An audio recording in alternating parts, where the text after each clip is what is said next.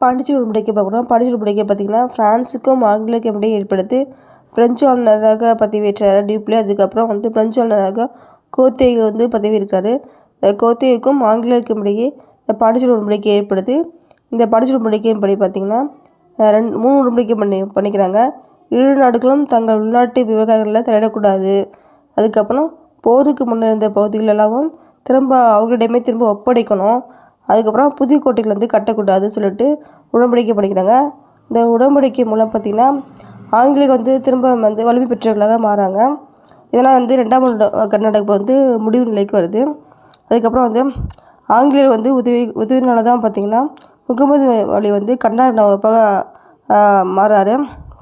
அதனால் வந்து என்ன பண்ணுறாங்க, ஆங்கிலேயர் வந்து முகமது அலிக்கு ஹெல்ப் பண்ணி அவங்க வந்து இந்தியாவில் வந்து தங்கள் மேலாண்மை வந்து நிலைநாட்டுறாங்க. ஹைதராபாத்தில் வந்து பிரெஞ்சுக்காரர்கள் வலிமையாக காணப்பட்டாலும் ஆனால் வந்து தக்கான பகுதியில் வந்து அங்கே வலிமை கொண்டிருக்கிறாங்க.